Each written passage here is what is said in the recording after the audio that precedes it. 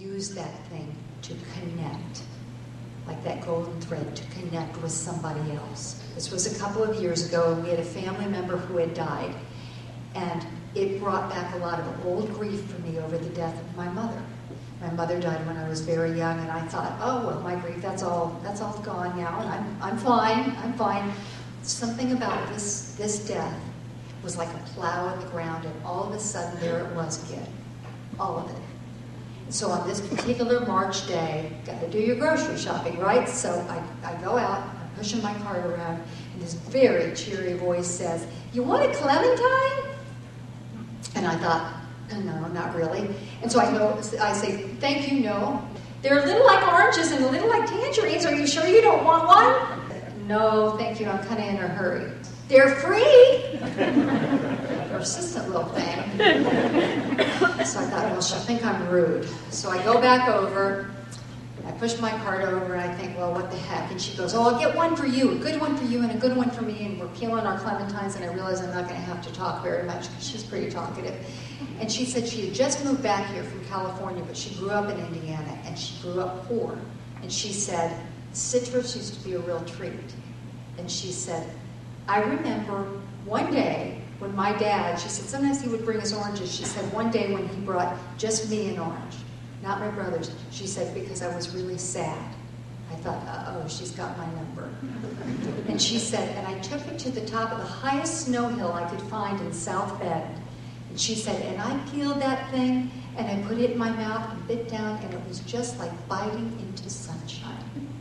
And I was eating my clementine at the time, and I tell you, this feeling came over me. I can feel it now. It was like, it was like I was bathed. That's what it was like. It was like I was bathed. And I looked at her, I said, "What is your name?" And she said, "Susie." Like little Susie Sunshine. And I said, "Thank you, Susie." And she said, "You're welcome. You want another one?" Because she knew that it was a two clementine kind of day. What she couldn't have known is that the taste of fresh oranges always reminded me of my mother. And there were days that I couldn't drink fresh orange juice because of that. Fresh squeezed orange juice. She couldn't have known that. But there was something about it that day that was particularly sweet. That's taking something, I don't know what her story was, but I know she's got one. That's taking something, having your radar up, and using it to connect with a perfect stranger. Bouncing back for a second to Calcutta. When I went, I didn't have the interview, but Mother Teresa invited me to come volunteer. My first volunteer assignment was at a place called Prem Don, which was her home for the mentally ill and destitute. So I crossed that line and went in as a volunteer. She said no to the interview. No meant no. I'm going to have to soak up this experience somehow, tell you about it somehow, so let's go. So I went to Prem Don, and I was out of my comfort zone immediately, because I walked in that place, and the first thing I saw were about 60 women, stark naked, emaciated, crouched around a vat of water. And we were given a bar of soap and a measuring cup, and we were told to get to work bathing them. The measuring cup was for scooping the water. There was a big vat of water. And I looked around, there wasn't a lot of instruction, so we went to work. It was about 100 degrees in there because it's very hot. April in Calcutta. Everything is done the old-fashioned way. So I started to bathe the first woman. I was about 2 months pregnant. I was feeling sick to my stomach. So I bathe her. I go to the second one. I'm still thinking about myself. She screams when I put the water on her. And I kind of recoil, and she recoils, and we look at each other. She's terrified. So I go to do it again, put a little more water on her. I'm trying to bathe her. She screams again. So the only thing I could think of to do was put everything down and put my hands on her back and massage her. And she let me. And there was a transference. I stopped thinking about myself, and I started thinking about her, wanting her to trust me and wanting her to feel that I cared, because I did. I did care. And I did that for a long time. And then she trusted me enough to bathe her. And afterward, I put a fresh dress on her. And I will never forget the look that she gave me. She looked up at me with so much love and such wise eyes, not scared, wise. And all of a sudden, it hit what Mother Teresa had said and had written about. And it said, it's not how much we do which matters, but how much love with which we do it. Over there in Calcutta time, it was completely different. And that lesson of touch, so many of these lessons have come full circle since coming back. That lesson came back 6 years later when we got pregnant again, lost our son in the 6th month of pregnancy. He was big enough to sustain life, but we had a uterine rupture, and my own life was put at risk because I bled for 3 hours before I got the help I needed. And I had, at a moment of utter chaos, 3 incredible nurses. That first one was there, and I knew she wasn't going to let me die. And she held my hand, and her name was Lisa Mayer, and she was unbelievable. And that first night in the hospital, I had a nurse named Nancy who came in, rolled me over, and rubbed talcum powder on my back.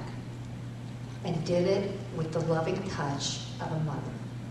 And I'll tell you, I don't know her story, but I know it took about 90 seconds, and I will never forget it. 90 seconds. And that woman made a connection with me that will last the rest of my life. And then the 3rd day, this nurse with spiky hair walks into my room, and I said, oh, I look terrible, because I've just seen myself in the mirror for the first time. And she goes, honey, I've never seen you before in my life. I'm just here to measure your urine. She said, I'm a peologist. She said, I graduated from Yale with a master's in peology. She said, stick with me and we'll go straight to poopology. But what made her different, I laughed too. I laughed the day after losing my child, our child. What made her different from just being a sassy pants nurse was the look. She held my gaze and gave me the sweetest smile. And it was a smile that said, I know you hurt. You won't hurt forever. And I was lucky enough to have her as my nurse for the next 5 days. I'm going to close on 2 things. One is something she says about surrender, which is a great concept. And oh, so hard to do. Every day you have to say yes. Total surrender to be put where he wants you to be. If he puts you in the street, if everything is taken from you and suddenly you find yourself in the street, accept to be in the street. Don't put yourself in the street, but accept to be there. If God wants you to be in the palace, accept to be in the palace, as long as you are not choosing to be in the palace. To accept whatever he gives, and to give whatever he takes with a big smile, this is surrender. To accept to be cut to pieces, and every piece to belong to him, this is surrender. Today you may have a good meal, tomorrow nothing. To accept that there is no water in the pump. He takes your good name, he takes your health. To accept, that is the surrender. You are free then. And then I'll close with what she put on her business card. She said, the fruit of silence is prayer. The fruit of prayer is faith. The fruit of faith is love. The fruit of love is service. And the fruit of service is peace. I wish you all peace, and I bless you for the work you're doing and the way in which you're doing it.